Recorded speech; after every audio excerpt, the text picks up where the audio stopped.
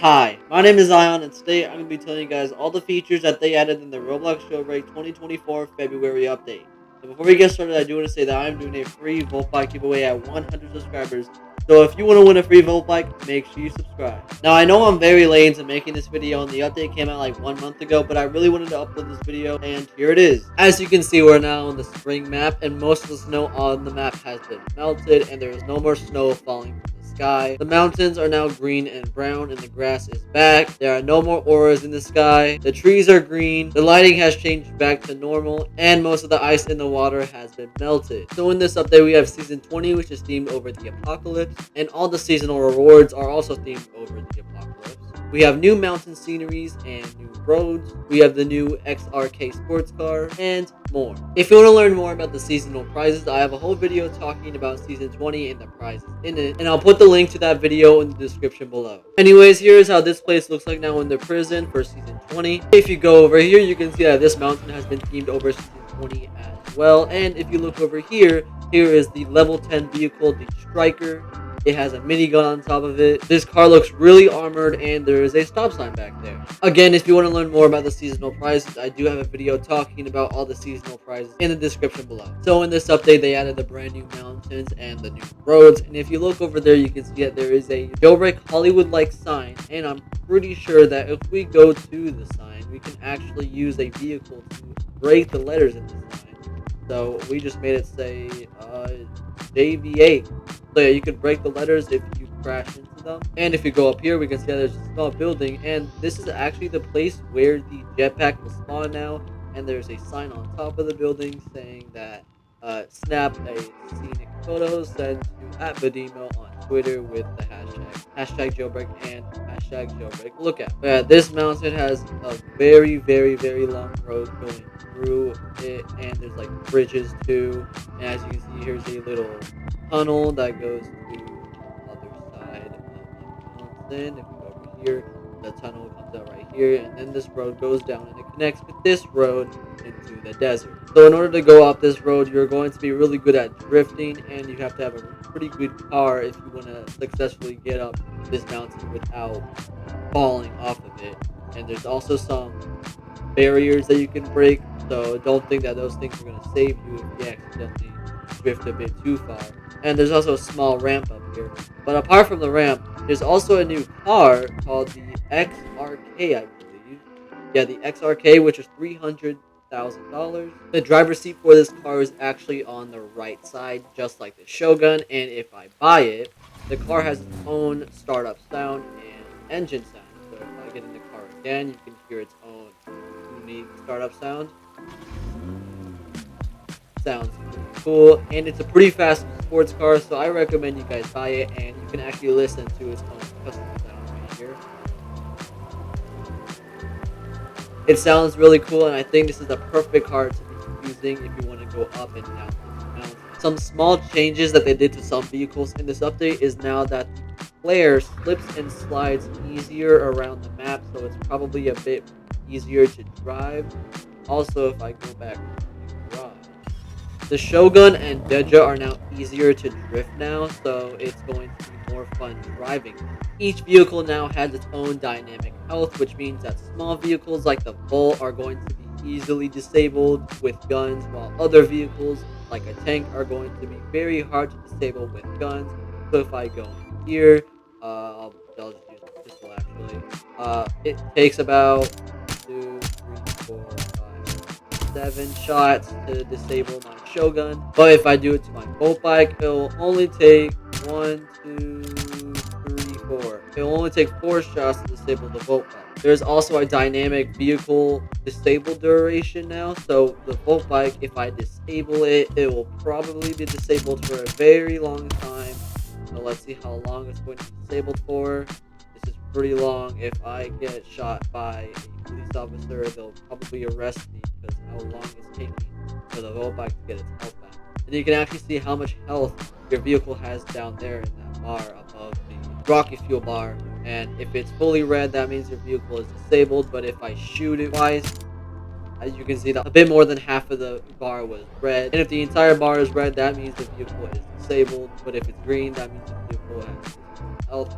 But anyways, if I shoot this car, I wonder if it's going to be disabled for the same amount as a Volt bike.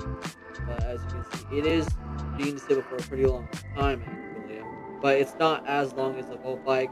So yeah, each vehicle has its own vehicle disabled duration. Also, if you haven't noticed already, if I shoot the Challenger a couple of times, and if you look at the bar, it will gradually refill over time, and its vehicle health will go back up to full. And every single vehicle will do that. So if your vehicle has taken some damage, it will eventually go back to full health over a small period of time. Also, now weapons deal a unique amount of damage to vehicles than players.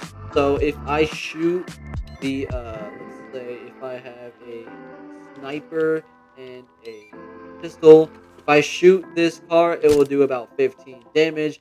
But if I shoot the car with a sniper, if I miss, it will do about 40 damage. And usually, if you hit a player with a sniper, it does about 80 damage. So it will now do a different amount of damage depending on if you're shooting a vehicle or if you're shooting a player. So I got a couple of guns from the gun shop, and as you can see, each of these guns will do a different amount of damage to the car than other guns. The sniper, reload it real quick. Sniper will do 40 damage. The shotgun, if I'm close, will do 15 damage. The revolver will do 25 damage. The pistol will do 15 damage.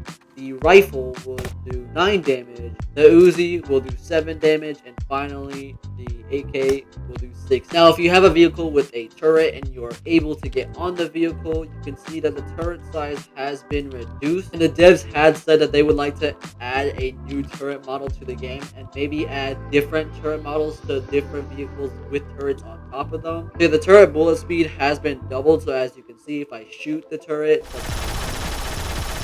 the bullets will move a bit faster than they used to. Turrets now deal twice the amount of damage to players, and if I turn this vehicle around, turrets now do 3 times the amount of damage to vehicles.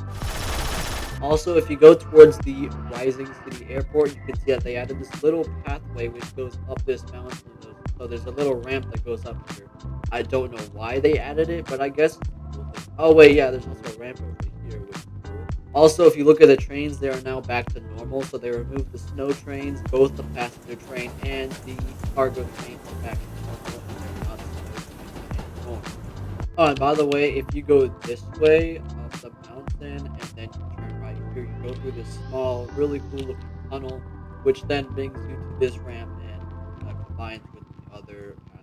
They also added boat spawning, so whenever you're in water, you can spawn any boat, including the sloop, apart from the ATV, because the ATV goes pretty fast in water, and it wouldn't be fair if anybody could just be chased by a police officer and someone just spawns an ATV next to the water, and they can easily get away from cops. So you can spawn any boat in water apart from the ATV because how fast the ATV's acceleration is.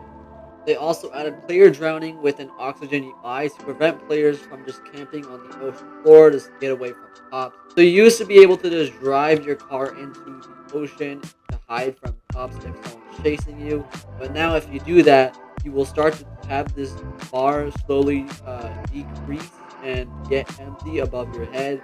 And whenever it does get empty, you start to you start to quickly take damage from staying in the water for too long, and you have to get out of the water in order for that bar to refill again. And it does slowly refill, but it does kind of go down pretty quick. And whenever you are drowning or whenever you are in the water, there are going to be bubbles coming from your head.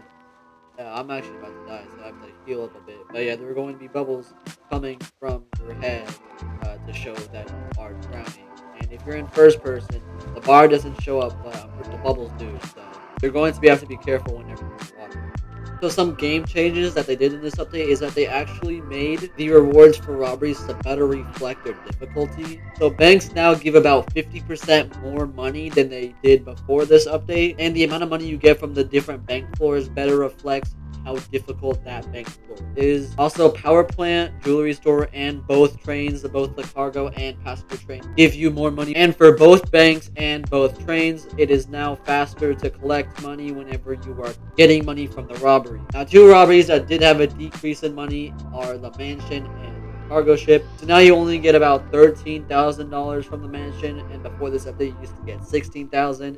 and the ships had a very big drop in money. They used to give about 7 or 6K every time you got a crate from it, and you can get 2 crates from the ship whenever you rob it. So you can get one, turn it in the crime port, and get another one to turn it in. You can only do it twice, by the way.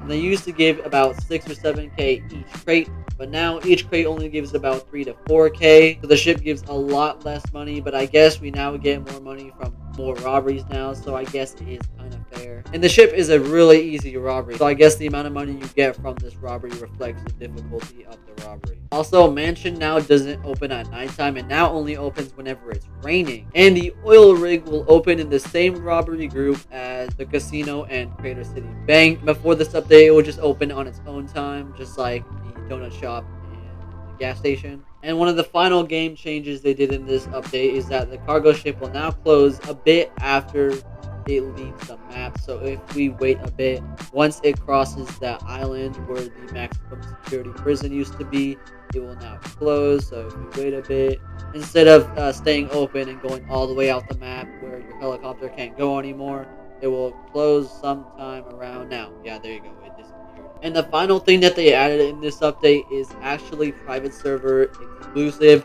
Apart from these things, by the way, these are ads for different games, and if you go up to them, you can like press E or whatever interaction button. You have to watch the ad in full screen, and you can probably teleport to that game as well. But apart from these ad billboard thingies, there is a new private server location, which is right in front of the prison. And if the private server owner presses this button and there are other players in the game or in the private server apart from me, you can start a battle royale game mode. But you can still just do slash game mode or not slash. You can still do game mode battle royale to start it, but there is a button now to start the battle royale game mode for people who didn't know that there's actually a battle royale game mode inside private server. Also, one last thing I do want to say is that Asimo said on Twitter that the map will be a spring/winter hybrid for February. For March, we're going to go for more of an apocalyptic theme. So that's about all the features that they added in the Roblox Jailbreak 2024 February update. If you like this video or you like the things that they added in this update, make sure you press the like button. If you want to enter into the free Volt Bike giveaway, make sure you press the subscribe button, and I'll be doing that on 100 subscribers. If you want to learn more about the update, I have 2 videos talking about the update in the description below, and I'll see you next time.